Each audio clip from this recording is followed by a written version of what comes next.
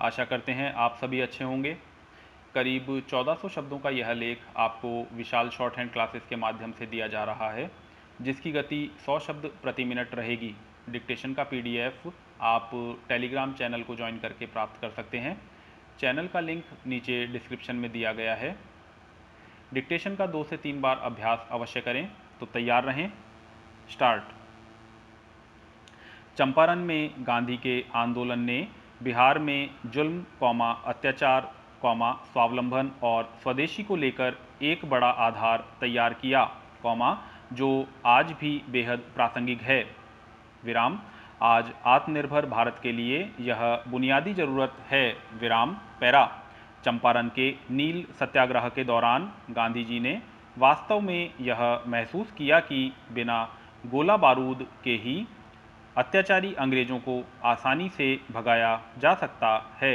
विराम। गत वर्ष 2 अक्टूबर को राज्यसभा सांसद आर के सिन्हा ने चंपारण से यात्रा शुरू की और 30 जनवरी तक गांधी के कार्यों का करीब से अध्ययन किया। विराम। वह कहते हैं, गांधी जी ने नील आंदोलन से समझा कि संगठित होकर ही नील किसानों पर अंग्रेजों का आतंक समाप्त किया जा सकता है। विराम। अंग्रेजी हुकूमत चंपारण के किसानों की भूमि बंजर कर उन पर हर तरह का अत्याचार करती रही थी। विराम। राजनीतिक विश्लेषक प्रवीण बागी कहते हैं कि आज जरूरत है भ्रष्टाचारियों के खिलाफ गांधी की तरह सत्याग्रह करने की, पर आज आमजन के लिए लड़ने वाला कोई नहीं है। विराम पैरा। गांधी जी के आदर्शों को देखते हुए वर्तमान परिप्रेक्ष्य में सबसे ज़्यादा जरूरत है संवेदनशील और सहनशील होने की। विराम। सभी आंदोलनों में गांधी ने बिना सामने वाले को हानि पहुंचाए खुद को सत्य सिद्ध किया। विराम पैरा। सामुदायिक जीवन को विकसित करने की प्रयोगशाला साबरमती आश्रम भी महात्मा गांधी की कर्मभूमि रहा। विराम। आश्रम संरक्षण व स्मारक ट्रस्ट के मानद सचिव 82 वर्षीय अमृत मोदी कहते हैं कि अन्याय के निवारण के लिए एक रास्ते की जरूरत होती है, वह है सत्याग्रह। विराम। यह तभी होता है जब व्यक्ति में सहन शक्ति होती है। विराम। गुजरात विद्यापीठ के प्रोफेसर विनोद पांडे कहते हैं, ग्राम स्वराज को यदि सही तरीके से लागू करते तो कोरोना काल में घर लौटते प्रवासियों का जो हाल देश ने देखा, वह देखना नहीं पड़ता। विराम। राजभाषा आयोग के पूर्व अध्यक्ष डॉक्टर विनय पाठक कहते हैं कि प्राकृतिक संसाधनों के दोहन के दुष्परिणाम गांधी पहले ही समझ चुके थे। विराम पैरा। गांधी ने कहा था कि अभी आज़ादी मिली है। विराम। मुंह के पास से जहर का प्याला हटा है। विराम। अगर आप लोग फिर से बटेंगे तो शासक को लाभ होगा। विराम। आप लोग फिर से पहले वाली स्थिति में पहुंच जाएंगे। विराम पैरा। जब पूरा देश आज़ादी का जश्न मना रहा था, तब गांधी कई दिनों से हिंदू मुस्लिम दंगों की आग में झुलस रहे कोलकाता में थे। विराम। 15 अगस्त 1947 की शाम महानगर के रासबगान मैदान में हुई प्रार्थना सभा में उन्होंने लोगों को धर्म और जातिगत भेदभाव से दूर रहने का संदेश दिया। विराम पैरा। पूर्व कालीकाता गांधी स्मारक समिति की सचिव पापड़ी सरकार कहती हैं कि कोलकाता की नई पीढ़ी ने गांधी जी को याद रखा है, लेकिन पीढ़ी उन्हें समझ नहीं रही है और न ही उनमें समझने की ललक है। विराम। पहले के नेताओं में मतभेद होने के बावजूद उन पर गांधी जी का प्रभाव था। विराम। हरिजन सेवक संघ के राष्ट्रीय अध्यक्ष शंकर सान्याल कहते हैं कि नई पीढ़ी भी गांधी से प्रेरित हो रही है, पर अपने तरीके से। विराम पैरा। 1939 में 5 फीट 5 इंच लंबे गांधी जी का वजन महज 46 किलो था। विराम। यानी अंडरवेट थे। विराम। उन्हें हाई ब्लड प्रेशर, शुगर और किडनी से जुड़ी समस्याएं थी। विराम। इसके बावजूद उन्होंने डाइट और दिनचर्या के दम पर खुद को सेहतमंद रखा। विराम। उन्होंने योग इंडिया और हरिजन अखबार में अपने भोजन के प्रयोगों पर खूब लिखा है। विराम। महात्मा गांधी सुबह शाम गुनगुने पानी में नींबू का रस और शहद डालकर पीते थे। विराम। उनकी डाइट में रोजाना 90 ग्राम अंकुरित गेहूं रहता था। विराम। रोज पाव भर दूध जरूर पीते थे, जो बकरी का होता था। विराम। रोज 90 ग्राम बादाम का हलवा और 11 ग्राम साबुत बादाम खाते थे। विराम। साथ में 45 ग्राम किशमिश भी। विराम। पाव भर फल जरूर लेते। विराम। अमरूद उन्हें सबसे अधिक पसंद था। विराम। खाने में 90 ग्राम खीरा, चकवत, लूनी सरसों की भाजी, मूली की भाजी, सूआ जैसी हरी सब्जियां ही खाते थे। विराम। गेहूं चने की मिक्स रोटी और पीली दाल उन्हें पसंद थी। विराम। दाल आदि में रोज 22 ग्राम घी खाते थे। विराम। मीठे में रोज 28 ग्राम शहद खाते थे। विराम। पैरा। गांधी जी के पिता करमचंद, माता पुतलीबाई, भाई लक्ष्मीदास, कृष्णदास, भाभी नंद कुंवरबेन, गंगा बहन रलियत थे। विराम। मोहनदास के 4 बेटे, 13 पोते पोतियां हैं। विराम। उनके पोते पोतियां और 154 वंशज दुनिया के 6 देशों में रह रहे हैं। विराम। इनमें 12 डॉक्टर, 12 प्रोफेसर, 5 इंजीनियर, 4 वकील, 3 पत्रकार, 2 IAS, 1 वैज्ञानिक, 1 चार्टेड अकाउंटेंट, 5 निजी कंपनियों में अच्छे पदों पर काम कर रहे हैं। विराम। इनमें 4 PhD की डिग्री हासिल किए हुए हैं। विराम।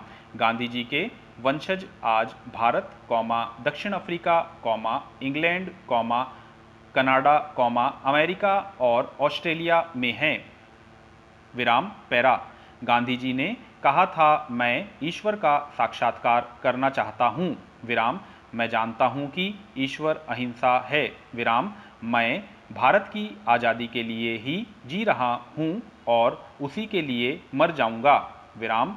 क्योंकि वह सत्य का अंश है। विराम। मैं जानता हूं कि मेरे जीवन काल में नहीं तो मेरी मृत्यु के बाद हिंदू और मुस्लिम दोनों इसके साक्षी होंगे कि मैंने सांप्रदायिक शांति की साध कभी नहीं छोड़ी थी। विराम। पैरा। 2 अक्टूबर को महात्मा गांधी का जन्मदिन था, उनके साथ ही देश के पूर्व प्रधानमंत्री लाल बहादुर शास्त्री का भी जन्मदिन था। विराम। गांधी को लेकर महान वैज्ञानिक आइंस्टीन ने कहा था कि आने वाली पीढ़ियां याद करेगी कि हार्ड मास का ऐसा भी कोई आदमी था। विराम। लाल बहादुर शास्त्री प्रधानमंत्री से पहले पंडित जवाहरलाल नेहरू की कैबिनेट में रेल मंत्री भी थे। विराम। उन्होंने तभी अपने स्थापित नैतिक मूल्यों का दुनिया के सामने उदाहरण दिया था। विराम। पूरी दुनिया के सामने बताया था कि नैतिक जिम्मेदारी क्या होती है। विराम। उन्होंने अपने कार्यकाल में हुई एक रेल दुर्घटना के लिए खुद को जिम्मेदार मानते हुए पद से इस्तीफा दे दिया था। विराम। पैरा। आज देश की सरकारों में क्या इतनी नैतिकता है? प्रश्नवाचक चिन्ह। उन्हें देश के इस लाल से नैतिकता को सीखना चाहिए कि पद से ज़्यादा जरूरी है कि नैतिक मूल्यों का पतन न हो। विराम। जिम्मेदारी और जवाबदेही हमारी पदनिष्ठा से कहीं ज़्यादा महत्वपूर्ण है। विराम। लाल बहादुर शास्त्री संपूर्ण भारतीयता के उदाहरण थे। विराम। डॉक्टर राम मनोहर लोहिया ने भारतीयता की जो 3 कसौटियां भाषा, भूषा और भवन बांधी थी, शास्त्री जी उसका स्पष्ट प्रतिबिंब हैं। विराम। शास्त्री आचार्य नरेंद्र देव के विद्यार्थी थे और कह सकते हैं कि उनकी शिक्षा को उन्होंने अपने जीवन में पूरी तरह से उतारा। विराम। उनका जीवन जितना संघर्षमय था, उससे ज़्यादा नैतिकता तौर पर मजबूत था। विराम। अभावों में जीवन जीने के बाद भी उनके नैतिक मूल्यों और ईमानदारी में कहीं कोई आंच नहीं आई। विराम। जो व्यक्ति अभाव के चलते पैदल चलकर पढ़ाई करने जाता था, उसने अपने पद का कभी दुरुपयोग नहीं किया। विराम। कभी अपने परिवार को अपने पद और प्रतिष्ठा से कोई फायदा पहुंचाने की कोशिश नहीं की। विराम। आज के राजनेताओं को जरूर समझना चाहिए। विराम। आज हम उस दौर में हैं, जब सत्ता का मतलब खुद और परिवार के लिए फायदा खोजना होता जा रहा है। विराम। शास्त्री का जीवन इतना सादा था कि वह प्रधानमंत्री रहते हुए भी अपनी विदेश यात्राओं पर अपने भोजन का इंतजाम खुद करते थे। विराम। जबकि आज के दौर में राजनेताओं के विदेश दौरों में लाखों और करोड़ों रुपए खर्च होता है। विराम। पैरा। देश में जब अनाज का संकट खड़ा हुआ, तो उन्होंने गांधी के आत्मनिर्भरता के सिद्धांत को ही आगे बढ़ाया। विराम। उन्होंने एक और तो देश से एक समय का भोजन बचाने की बात की, तो दूसरी ओर उनसे अपने घरों के भीतर भी कुछ उगाने और पैदा करने की अपील की। विराम। शास्त्री के सादा जीवन और उच्च विचार यहीं पर नहीं ठहरते हैं, उनकी साफ गोही ऐसी कि उन्होंने एक बार पत्रकारों के सामने कहा था कि उनकी पार्टी के 100 सांसद बिड़ला के यहाँ से चंदा लेते हैं। विराम। यह बहुत ही जोखिमपूर्ण बयान था, लेकिन उनके लिए सियासत से ज़्यादा नैतिकता महत्वपूर्ण थी। विराम। असमय यह लाल दुनिया को अलविदा कह गया। विराम। लेकिन आज भी उनके बेटे सुनील शास्त्री, जो मेरे मित्र भी हैं, से सुनता रहता हूं कि किस तरह अभावों में जीवन चला है उनका। विराम। प्रधानमंत्री रहते हुए भी परिवार के किसी भी व्यक्ति को राजनीति में नहीं आने दिया।